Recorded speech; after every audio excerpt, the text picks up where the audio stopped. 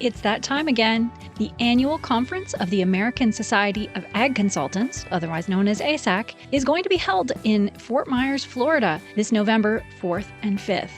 Kurt Covington is one of 9 professionals who will address the conference. The other speakers who will cover a wide range of topics represent Florida Farm Bureau, Florida Citrus Commission, University of Tennessee Institute of Agriculture, National Ag Law Center, Risk Mitigators and Advisors, Tyler Associates, as well as the lead economist for dairy at CoBank, and myself, Chrissy Wozniak from North American Ag. The day and a half of presentations will be followed by ag tours on Tuesday afternoon at Echo Farms, one of my favorite places here in Fort Myers. Attendees will experience farming at its most creative, with unique demonstrations, plants, and techniques being used to help farmers and urban gardeners in developing countries. A second tour at Echo will showcase simple technologies that can improve food, water, and shelter for millions of people. A third tour of a hydroponic grower is also being planned. For more information and to register, visit www.agconsultants.org. That's www.agconsultants.org. See you there.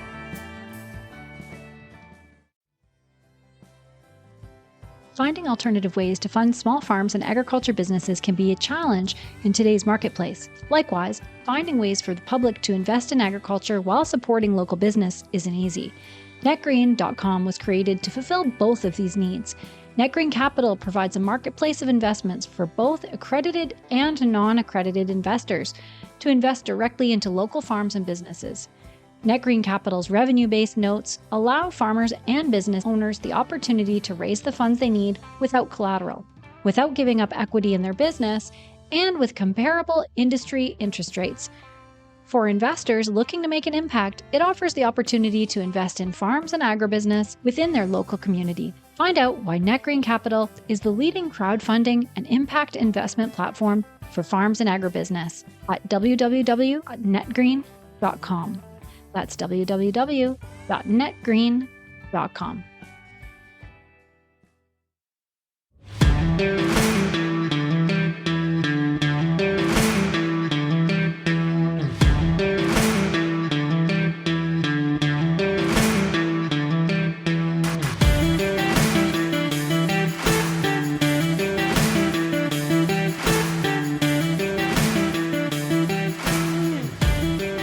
Welcome to North American Ag Spotlight. I'm Chrissy Wozniak.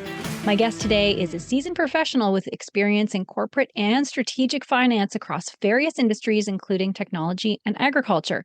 Known for his ability to foster collaboration and innovation, he brings people and ideas together to navigate complex challenges and uncover new opportunities. He leads a company called netgreen.com, a FINRA-registered funding portal dedicated to supporting and nurturing businesses in agriculture. Today, I'm excited because we're going to talk about alternative ways to fund small ag business and ways that the public can invest in agriculture as well. We'll also be talking about the idea of decentralizing the food supply chain, which I'm always interested in. From the South Shore of Massachusetts, I would like to welcome Rob Amuzzini, CEO and co-founder of netgreen.com. Welcome, Rob, and thank you so much for joining me today. Thank you for having me, Chrissy. I appreciate the opportunity. So let's start off with your background. Were you raised in the agriculture industry? What sparked this? Yeah, I've always had a deep-rooted passion for agriculture, which comes from my upbringing. I didn't have firsthand farm knowledge, but me and my co-founder, Tyler, we grew up in the Aroostook County, northern Maine, so in the sticks, about just like a few minutes from the Canadian border. And that is potato country for anyone who doesn't know that. That's the primary produce up there. So potato farms were always something that we had around us. And, ever since then, I guess it gives you an appreciation of when you have access to a local farm where you're getting your food like that, gives you an appreciation for like where your food actually comes from. And that's always been something that stayed with me. Then when I went to college, to be honest, I actually wanted to go into finance to be like a hedge fund manager or something similar like that. I quickly got disillusioned with that idea. So I kept on the corporate finance track, working for doing consulting and working for various companies in different industries. Now I'm kind of back into, well, how can I leverage the experience I have and get back to that idea of like pooling resources to finance kind of the right ideas, the right things, right? And that's when I actually have another friend who started his own crowdfunding business. He's been a good mentor, and I had a conversation with him about it. And this was like, this is something new that's kind of like picking up in the industry overall. And that crowdfunding, that is just kind of gaining more traction. So now I'm kind of like, all right, well, um, how do I leverage that experience to do something impactful and actually make like real change? And so what we landed on was, well, what if we kind of combine this with our, our love and appreciation for agriculture, because that's an industry that definitely needs something done. And you see kind of the failings of government to get involved in things like this, where I mean, the number one complaint that people have right now across the country, kind of like universally, is where are my taxes going? And it's, well, not where you want them to be going. What our idea here is don't wait for the government to step in. Don't wait for rich people to step in. We can actually just do this on our own. So what we're doing is just providing a platform so that communities can reinvest in the farms that serve them. And the other thing that's nice about it is it creates this feedback loop between the farms and the communities, where your communities are going to finance farms that are using practices that they condone, right? And so you kind of have like that market feedback that misses when the government gets involved, because the government's always going to kind of come in top down. When you have the community investing, it's the same idea of voting with your wallet, right? But now instead of just buying products, it's okay, well, we're actually going to invest money into you so that you can buy land, build up your infrastructure, and like grow your farm, within reason. Large farms have their own problems, right? So we're kind of like working in that small to medium farm size, where we're looking at farms that will kind of be like, serving more locally or like regionally rather than like the large producers. I mean, the other reason being because like, especially like hyper large farms, they're going to do their own thing for investing. So they're probably not even really interested in doing business with us necessarily, right? But, the small, medium farms, they kind of get left behind. The best, one of the best options that they've even had available to them is USDA loans, right? And you probably even have more experience with that than me, of the kind of like the stipulations and the red tape that comes with getting involved with taking out like kind of a traditional like term loan, when you have someone that you have to answer to that doesn't really understand your business or what your needs actually are. Another thing that we're doing is helping people step away from, well, I'm trying to get my feet under me and you're telling me my first payment's due in 30 days. This doesn't work like that. This, the revenue sharing note is our primary vehicle for financing. And the way that works is it's actually revenue based. So you, as the farmer, the person issuing the financing, the offering, as we call it, you will set your own terms. You'll say, I'm going to start paying back in 2 years because I'm not going to make any revenue off of this growth project until then. I'm going to pay it all back within 7 years. So it basically gives myself 5 years to pay it back, right? And then the actual payments will be based on your revenue performance. So you might be paying faster or slower. And then you'll make a balloon payment at the end if you need to, or you might pay it off early and you don't owe anything at the end when it's maturing, right? Then what the investor gets is they get a reasonable return. Okay, like we're not going to necessarily. It's going to be dependent on the investment. They're all going to be a little different because it's going to be a balancing act of what works for the farmer and what works for the investors, right? So we can't guarantee returns. That's not what we're here to do. But you will get a return on your investment if it gets paid back. And you get the impact of, I helped a farmer that, I go to at my local farmer's market, I buy my beef and chicken from them, right? And I invested in their business. And look at this, they've doubled their output in the last 5 years, and I got to be a part of that. Right. Yeah. So I love this idea on so many levels, especially I think as there are fewer farmers, of course, larger farms, fewer farmers, but this gives an option for some smaller, maybe, weekend farmers, people who have jobs outside, to be able to get into agriculture and sell their products. I just think it's such a great idea. And so, can you tell me technically how does the platform work for both the farmer and for the investor? Yes, that's right. Yeah, so we'll start on the business side. So, you have some sort of need to raise money, whether that's perhaps you're just starting out in farming, which we would encourage. I'm trying to partner with organizations that do education and consulting for this reason. But like, if you're a new farmer, I'm going to recommend like, okay, go through one of these education courses. Like, let's make sure that you can do what you're hoping you can do here. And then you're going to have farms that they already have their existing business. Maybe they just want to grow more pasture so that they can have more of cattle, right? Maybe they want to buy some new infrastructure because they're having a tough time with labor and they need some technology to decrease their labor needs, right? Maybe they're kind of doing more conventional farming and they're interested in getting into regenerative practices, but they know like, hey, we're going to have to do a bunch of land renovations essentially as part of this. And we're going to probably take a downtick in revenue for a couple of years before we pick it back up. So kind of like expansions and traditions or transitions are kind of like where I see like the meat of it being, but definitely want to be there for those small farmers, like you said, that like, maybe they're just like doing it on weekends. They're selling what they can at their local farmers market. And then they're like, hey, this could just be my full-time job. I want those people too. Right. And so what they do is they come to us. Best thing to do is go to our website, and I'll say it again at the end of the podcast, but it's www.netgreen.com. Right on the home page, you can scroll down, you'll see a button that says apply for fundraising. At the top, under the ribbon resources, there's a drop down menu. You'll see it there also, button apply for fundraising. That brings you to a contact form, and it will ask you some basic questions, kind of just about your business, who you are, your contact info, and then a brief summary of like what your business plan is. That will put you in our system. I'll get an email and then I'll reach out to you directly. So that's kind of step one if you're interested in like coming to raise money or learn more.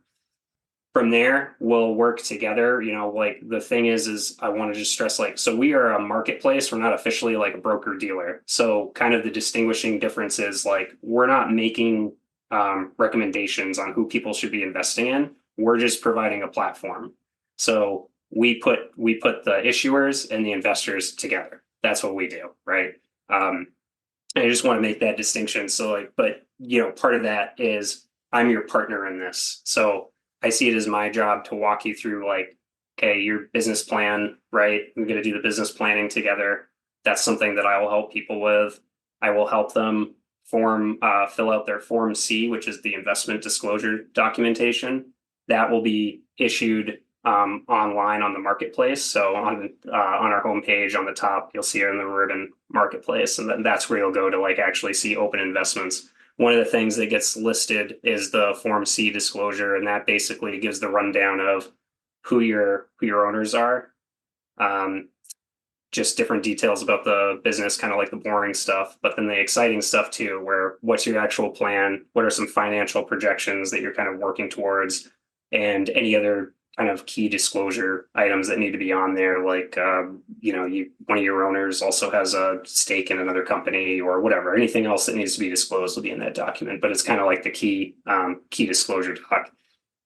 And it will also lay out the terms. When's your first payment date going to be? When's your maturity date? How much are you paying back? So it kind of, the way this works in a revenue sharing note is you choose a multiple. So I want to borrow $100,000. I'm willing to pay back $140,000. So your multiple becomes 1.4. Okay. Interesting. Yeah. Mm-hmm. And so what we can do there is kind of compare that to, well, if you were using a traditional like term loan, how much would you have to pay back if you got it at 2%, 4%, 5%, and you were going to pay it back in the same amount of time, 7 years, 10 years? And we can use that as a comparable. Okay, and then if you do that, then you get a 1.3 or 1.4 multiple or a 1.5 multiple. And then you're in the range of like what a market comparable is and offering like what even a bank would expect for this, right? Right. So that's kind of like where we partner. And then Where we continue the partnership is in the marketing, because now what we do is we get the escrow account set up. We have a banking partner, North Capital. They're a digital bank that specializes in crowdfunding and alternative investments. So they're going to handle all the financial data and the transactions to kind of keep our hands like clean of that, so to speak. And we will set up the escrow account with them once we have that disclosure document all set up and the terms set for the offering. And then it's marketing, marketing, marketing time. So we tell the farmers, go out to your local farmers market, advertise as much as you can, get people in your community involved. We're going to do the same thing on our end. We'll do targeted advertising in your community, but we'll also do it to our broader community too, because some people don't necessarily care that it's a farm that's down the street. Like it could be a farm that like, hey, you guys ship. That's good enough for me. Like, so we're going to, but that's where we'll continue the partnership is in the marketing. We will handle all of the transaction kind of minutia, right? That's all on us. We handle all of that. We handle all of the notifications and everything that are required to go out to the investors. And then once that campaign closes, there will be a deadline set ahead of time. So once that campaign closes, either by a successful raise or hitting the deadline, we will then issue the money through the escrow to the business. We get paid by the investor. So the only additional cost that the issuer will take on is they will be responsible for whatever that distribution method is going to be back to the investor. So when it's time to start making repayments, they can either do a custody account with North Capital, or they can set it up some other way, as long as all the investors agree, like, yeah, that's an acceptable payment method for us. We will help them with that process. We'll make sure that they have all the information they need to get the payment to people. But that is one thing that they will be responsible for. But like I said, we'll be there to help them with that. We take our fee out of essentially the investor pays for that, so that we're not burdening them with an additional like administrative cost. Seeing as how the issuing business is trying to raise this money and get their business going. We also pay for the escrow fees. But because we do take on a lot of this stuff, I mean, we really can't do an investment for less than $50,000. So there's some farms that are below that like won't be able to use us. But fortunately, there's good programs like at Whole Foods, for example. I know they've just started doing a micro loan program for small farms. It's like, that's great. Walk into a Whole Foods and see about getting like $5,000 or $10,000 if that's all you need. That might work out, right? So I think that takes us through the investor or the issuer side. So if you're an investor, it's very straightforward for you. You go to NetGreen, up in the top right corner of the webpage, there's a sign up button. You can sign up, make an account. And unfortunately, you are going to have to answer pesky questions like what's your income and what's your net worth. That's part of, if you go to Fidelity or E-Trade or any other like kind of SEC site for investing in public stocks, it just comes with the territory. You have to answer those questions, and we have to ask them too. That information does get used for like if you don't qualify as an accredited investor, you might have limits on how much you can invest under regulation crowdfunding. So just an FYI for investors who are new to this world. Now you can go to the marketplace, you can look at offerings, you see one that you like, you review the summary of it, you check the Form C out, you like everything looks good to you, it's a farm down the street, I want to invest $1,000. You just click invest, it's right there on the offering page, all laid out, real simple. Then it will walk you through the steps. If you haven't already linked a bank account, that's when you can link a bank account if you haven't done so already. And like I said, this all gets done through a banking partner, so you can trust the bank, you don't even have to trust us. And that's pretty much it as far as action items. And then we'll be sending out notifications to keep you updated. So we'll let you know when the campaign has reached 50% of its target. We'll let you know when it's at 100% of its target. Sometimes there's a max target that's above like the minimum target. So the issuing business might want to keep it going, even though they already reached their target early. They can keep it going to see if they hit their max target before the deadline. I see. But in any case, once it closes, we let you know. In the event that a campaign doesn't reach its deadline or doesn't reach its target by the deadline, then that will be a campaign failure. That's fine. We return everyone's money. So you get your money back. You don't owe us net green anything. You get all your money back from your investment commitment. That all just gets refunded to your account. And for the issuing business, like they can try again. Maybe they need to change their terms. Maybe we try it with a longer deadline. Maybe it was like, maybe it was like a marketing effort. Something else could come up, like, maybe like just business changes or some other issue. But we will handle that and take care of it. And then as an investor, we offer a comments board on each offering. There will be like a comments section for like an open discussion forum. So you'll be in communication with the issuing business. You can talk to them directly there. We'll have contact information listed. So you're never going to be like in the dark.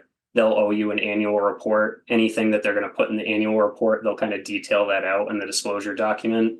So as an investor that you'll at least hear from an annual report once a year. Once it's repayment time, you'll start getting money flowing back into your bank account. And hopefully, if all goes well, you will get all your money by the maturity date. I don't think I missed anything. That's at least got to be the most important stuff. Oh yeah, for sure. And what I really like about the site is that you can actually go through some of these farms, see pictures, hear their story. I think that's really cool. Right. Yeah, that's right. Yeah. And to that point, we have a farm stand page, which is a place where we're just, right now it's a few of my local farms and places that I've interacted with. We'll broaden that out. We won't list a farm on the marketplace and the farm stand at the same time. That's like a legal reason. We're only going to have you listed on one or the other. But once you've completed an offering on our site, we're more than happily put you on the farm stand page. That's a way for users to kind of like additional like engagement so that they can go to those farms. Like you said, click on it, you go to their site, you get to check them out. You're like, hey, that place isn't that far away, or they ship to my area, right? And then you can just order stuff from them if you're interested. Yeah, it's a great resource for everyone. Yeah, that's right. That's right. And the community page, what we're doing there is this is like building up an ecosystem. One of the things I want to stress too is, like I said, I'm the partner. I'm your partner in this. If you're issuing with us, I mean, obviously I'm here for the investors too. I'm their customer service agent, but with the issuer, I really see myself as like your business partner on this, right? And under no circumstances is you defaulting good for me. I don't want that, right? So I want everyone to succeed that comes on to our platform and wants to issue an offering. And so that's part of what's going on with the community page. I've been reaching out, like I said, to education and consulting companies particularly, but any organization that offers any sort of support for the farming industry, I'm putting them on that community page so that we have this central repository where it's like, here's a listing of the organizations that I've been in touch with that I know will be like willing to help you. And so just having those resources available and making sure that I'm giving farmers the tools for success, because again, I want them to succeed. That's what's best for me in the long term. It's what's best for investors in the long term. And obviously it's what's best for them. Right. Yeah. So what happens if there is a default? Yes. So if there is a default, now if you're the issuer, you are essentially putting yourself up for bankruptcy, because just like any other crediting terms that you might, like whether it's a term loan or some other debt instrument that you're issuing, you're taking the risk of going bankrupt if you can't repay that. Now, this is an unsecured debt. Like what you get in return for investing in this is you get a share of the revenue, right? But there's no underlying asset. We're not asking farmers to put anything up for collateral. So if you can't make repayments, then you're going to go through the same credit trouble that you would for any other debt instrument. Now, the court might say, well, you can at least pay investors back this much and make you pay that amount. Okay. So now as an investor, you might not end up with zero in the event of a default. Maybe they made half their payments before they had business trouble and couldn't make them anymore. Maybe in the event of bankruptcy, you get some sort of salvage value for your investment. But essentially, you're not going to recover your full investment. And that's part of the risk that you take by investing in an asset class like this. I would just emphasize it's not actually any different than if you make an equity investment in a company and the company fails, it goes to zero. It's kind of the same deal here. The only kind of saving grace you have is because it's a debt instrument, you might get something out of it. Yeah, that makes sense. And I've thought a lot about the concept of decentralization when it comes to our food supply a lot over the last few years. In your opinion, what are the key benefits of decentralizing parts of the food supply? Obviously, not all of it. Yep. And how does it contribute to food security and resilience? Yes. Yeah. Great stuff. So kind of the key for me, as far as resiliency, and I think that this got exposed during COVID, the last thing you want is to be dependent on someone else to be sending you food. Because if those supply chains break down, whether it's because plants had to shut down or just because of general shortages. I mean, you saw how like things started happening, fertilizer, not even pandemic related, but Ukraine going into a war and not being able to ship fertilizer out, that came with hunger problems, right? Then you got the pandemic on top of that, where you're just kind of missing out on certain inputs that go into the whole process because certain areas are getting shut down and just falling behind on demand. Plus, you kind of have like, unfortunately, people will start hoarding stuff too, right? So then you have an increased demand on certain things, which then means like, okay, but more for you means less for someone else, right? And I don't want to perpetuate the idea of zero sum. Like that's not ultimately like what we're up against here. I mean, there can be more for everyone if we all work together on it. But anyway, that we'll get into that. Mhm. So, but that's where I see the decentralization really building the resilience is when you have a local point where, especially when you do have a regenerative farm, and we'll tie this into it too. So when you can focus on improving the soil and water health by becoming part of the Earth's natural carbon and water cycle rather than working against it, the nice thing is you are less reliant on those outside inputs. So that coupled with now, scalability can be a little bit of an issue, but again, we're looking at small and medium farms here. So when you're just supplying your local area, your local region, you don't necessarily need to be a large scale farm to do that. Particularly if most of these farms will have some sort of livestock embedded in their process here, like cattle, chickens, pigs, and whatnot. Then it's even easier for you to feed more people on less, right? You need a lot of land for the pasture and everything, and you'll need to make sure that you have like, hey, dig out a place for a pond so that you have a reservoir and a high place on your land, right? Have some apple trees and blueberry bushes for your pigs to eat. Maybe you have a bunch of extra produce from your fields that you can feed to your chickens and pigs so that they're getting like some of that stuff in their diet too, right? Or like, hey, you don't have chickens and pigs on your farm, but one of your farmer friends nearby, they got chickens and pigs. So like, hey, you're a corn farmer, that's great. All your extra corn that you can't sell, that's rotted or not up to par, send it to them. It's feed that they can use, right? It's kind of like that's the idea of like having these like localized points of distribution for people to have access to, where they're less reliant on the outside world for the inputs. They kind of support each other by using that like holistic, like regenerative approach. And then you as the consumers, you're getting your food from your farm at your local farmers market, so you're not worried about did my grocery store get its freight orders in today. It takes that kind of concern away from it, right? Yeah, that totally makes sense.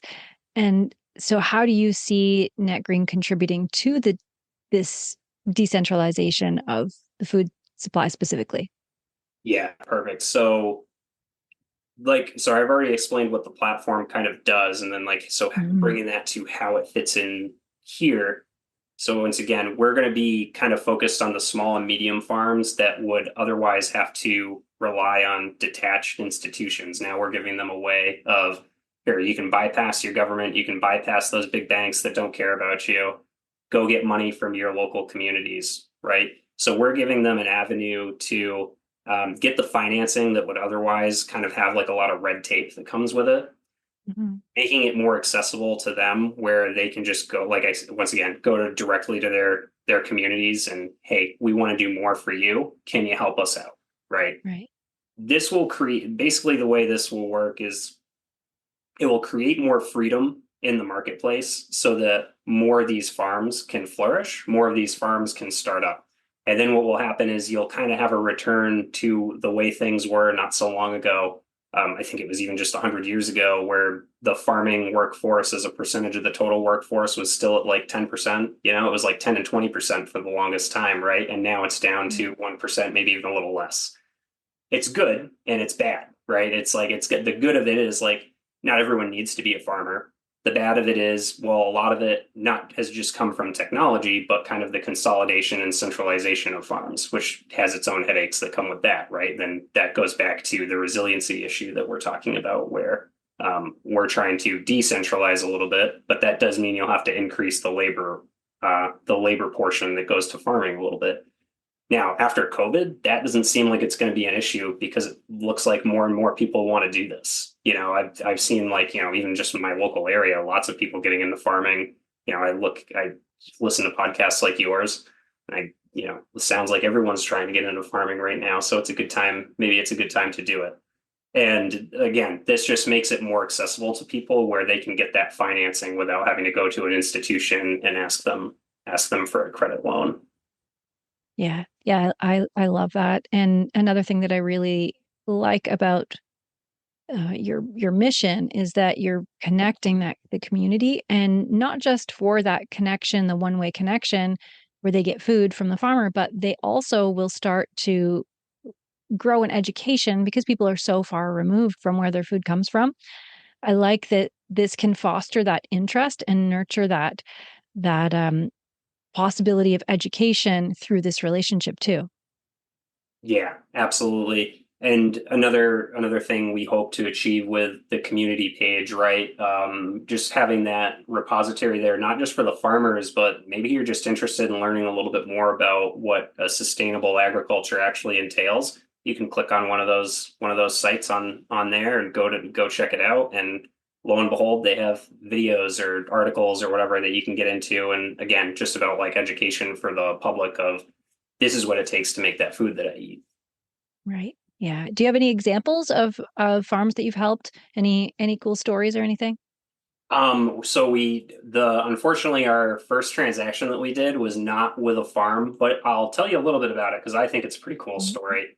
It was Yeah. a couple of family members who essentially wanted to pool their resources, and I've been a big advocate of this idea for a while. It's hard enough to get a first home, yet alone a vacation home, right? Mhm. So they were interested in the area in upstate New York, the Adirondacks, and you know they wanted to pull their resources. So how do you do that? It's like, well, you form a company and you use the company as your avenue to dictate ownership. If you need to dictate scheduling or whatever else, you can do that through the company too if you want. But you just have like a vehicle to like hold the asset so that it's not held by either person, and then like, you know, family drama and whatnot. It kind of, there will always be Mhm. some family drama, but it takes a lot of that out of it. You can do it with a group of friends too. It doesn't even have to be family. The other aspect of this that was pretty cool is, you know, what's the point in having a vacation home if you're not going to do anything with it when you're not there? So this Right. particular property that they wanted to buy, that was exactly what was being done. It was a guy's snowmobile camp that he used for a couple weeks out of the year, and it just sat there otherwise. So what they're doing is this is going to be a vacation home for when we take family vacations up to the Adirondacks. We're not going to be there most of the time. We're going to rent it out on Airbnb. An older family member gets involved and says, well, don't go to a bank. This is a good idea. Let me be your bank. So it's like perfect generational investing. That's how I think of that, right? Where it's like, that's something that's missing in our society today is you need to realize that like none of this matters if we're not leaving it behind to somebody, right? Mhm. And it's like having children is like one of the most meaningful things you can do for that reason because it like opens your eyes to like this is what it's all for, right? Right. And so what I like about this idea is it's you should always plan for your retirement, of course. If she was Mhm. willing to take her retirement account funds and invest them in here, now like you're going to give me a repayment on my investment. I trust you. Let me invest in you guys, and now you have a way to pay this back. And I just helped like my next generation one, produce a little bit more wealth for themselves, and two, you're going to boost that local economy because rather than 50 weeks out of 52 weeks of the year of the house being vacant, you're going to have like maybe you have like a 50% occupancy rate now where there's going to be people going in and out of there. It's a great little town. They're going to go to the local cafes. They're going to go to the grocery store. They're going to go to the brewery down the street. They're going to go use the lake. And so, all kinds of economic boons now, just from the fact that like you took a home that's otherwise just sitting there. Yeah, you pay taxes on it, but what else? What else is it doing to contribute, right? So that's kind of like that's just a cool story. I mean, and that's the kind of stuff that we want to do too. I mean, we want to focus on farming and agriculture. I see that as like our bread and butter. But, the idea of like responsible real estate investing, I want to be a little careful. Like, I don't necessarily condone the idea of big companies like abusing Airbnb properties necessarily. But that's kind of why, like, what I like about this, where it's like, well, we can have that nuance where it's like, this particular case, I see the value in this. If BlackRock comes and says, not that they would use us again, right? But if BlackRock was coming and saying, like, we want to buy 100 properties for Airbnb, I might say, like, well, it's a good thing you guys have your own platform to do that with. Then we'll sit this one out, right? Right. Yeah. Moving back to your question on the farms, we're working with a few farms in the pipeline right now. I'll talk to you about one of them because we're pretty far along with them, but I want to be careful because like I don't have any 100% certainty that they'll be listed. So I'll just give you like a few high level details. It is a cattle ranch in Brazil. They have been operating their family farm for at least 30 years. And what they have about 700 head of cattle now, and they want to expand to like ultimately to like 10,000 cattle. But there's going to be stepping stones along the way. And so they want to do an investment so that they can buy more pasture land and make that first step in expanding their operation. Now they're already doing pasture raised cattle and incorporating regenerative practices in their farm. What the other thing they want to do, though, in addition to the land expansion, is start integrating some new novel technologies, right? So there's a drone company that they've worked with, and the drone company would essentially be for surveying your land, keeping an eye on things, general monitoring. I think you'll be able to like monitor like certain aspects of like the pastures, like the soil and the water, right? Another cool technology they had, and this is kind of like one of those silly, stupid things that's just like, wow, like why didn't we do that before? A woman in Maryland designed a pregnancy test that is based on scent. So you wave your little magical wand in front of the cow and it will beep an answer for you if the cow's pregnant or not. So there's no more like hiring the vet to come out and figure out, oh, is this cow pregnant? It's just quick test with whoever your farmhand is. And hey, Interesting. that's a pregnant cow. Let's separate them, right? Like, so it's things like that they want to incorporate into their farm. And I hope to do. I honestly I see that like cattle ranches will probably be like a big portion of like where we do business, just because of the capital needed to buy all the land. I think the estimate that they had was they're using between 2 and 5% of their pastures at any given time because they rotate their cattle so much, right? And so you think about that. I mean, like you have 10,000 cattle, and you're only going to be having them feed on about 5% of your pasture at a time. You're going to need a lot of freaking land for that, right? So now 10,000 cattle feeds a lot of people. So that's, that shouldn't be missed either. But that's where, and I hope to get a lot more like that. And we've been working with a few other farms. I am trying to get a lot up here in New England because geographically, like we'd like to go New England, East Coast, Midwest, West Coast, and then do more international stuff. But I'm not going to turn away anyone, just because it's not in line with our like marketing strategy. Yeah. Yeah. So, and then like I see another like opportunity on the international front. Farmers are having a tough time in Europe right now. I believe they just got a big win where a lot of European politicians kind of like folded in with all the recent riots, which it's like, I don't want to call them riots. Shouldn't have said that. All the recent protests. Yeah, that's right. They kind of folded in on themselves and finally said like, all right, we get you, we hear you, and we're going to make some concessions for you. And that's great. But again, like, what did I just say? It's like, don't wait around for the government, right? It's like, it's good that they're going to like kind of lighten up and go back on some of those policies, but you guys are probably going to need financing too. And that's another opportunity, particularly for people with big wallets that are like, well, I have a lot more money that I want to invest in this industry than I can do in just any one small farm. So I'm sure that there will be people who want to get involved that will say, what else do you have?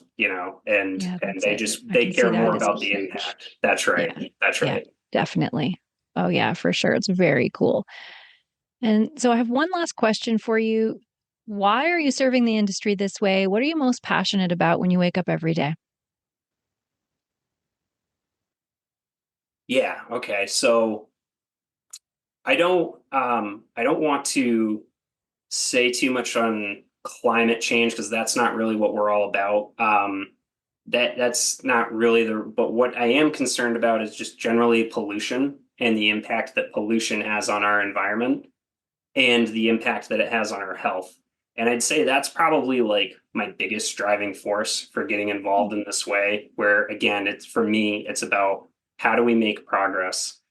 And when I ask myself, how do we make progress? I go back to, well, we get together and we decide the world that we want to live into and the world that we want to pass on to our future generations. And one of the best ways to do that is, and one of the great things about this country that we take for granted as Americans, you want to talk about freedom. We're actually free to do whatever we want as far as operating in the marketplace, right? Yeah. So you can vote with your wallet. You can invest in things that you want to invest in. You can do it by buying their products. You can do it by handing them a check and saying, hey, pay me back, don't pay me back. All it takes is us getting together, getting ourselves organized, and we don't need the government to tell us what we can and can't do. I can assure you this, if you're positively impacting other people around you, the government's not going to stop you from doing pretty much anything. That's really the only requirement it is. If you're not hurting people and you're trying to actually do good in the world, most people will just stay out of your way. And so that's kind of for me where the passion and the driving force comes from is let's build a platform and let's get people investing in a healthier future for all of us. And I want to see sustainable practices kind of take over in all aspects of business, but I want to see I want to see the soil and water health in our country improve. I want to see the soil and water health across the globe improve. Because if we can start there, I think it will solve a lot of other problems. And then we can kind of figure out, well, what are those other problems that are left over to fix? Right. And I always say that the greatest stewards of the earth are farmers. And it's great that the information can also flow the other way too, back into the community to show what is true and what's false, and yeah, make it a better world. I love that. Yeah. Yeah. Awesome. Yeah. So where can say again where people can find you? Yeah, sure. Let's do Instagram and Facebook. You can find us at NetGreen Capital. So that one's easy. The other place to find us, go to our webpage, www.netgreen.com. And there's a contact us button right on the homepage. If you want to reach out, you can use that. Our email is listed in the footer, so you can email us, reach out to us on social media. But if you got questions, please, reach out, talk to me. You can tell we're pushing for a regenerative, sustainable business model.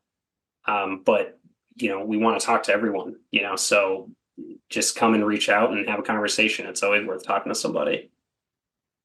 Yeah, well, thank you so much, Rob, for joining me today. Great conversation. I'm so interested in what you're doing. We'll have to keep in touch for sure. Thank you, Chrissy. I appreciate it. Thanks to all who are watching or listening. If you want to learn more, links are provided in the show notes.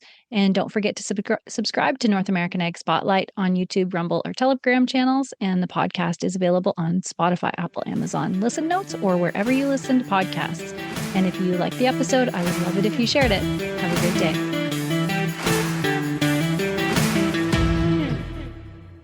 Did you know that at NorthAmericanAg.com, we are committed to providing valuable resources for farms and agribusiness? Find your next podcast in the Best of Ag podcast library, delve into our on-demand webinar series, check out the latest in ag news, or treat yourself to a new hoodie or tee from our swag shop. Head over to our subscribe page to join our community and be the first to know about what's happening in the industry.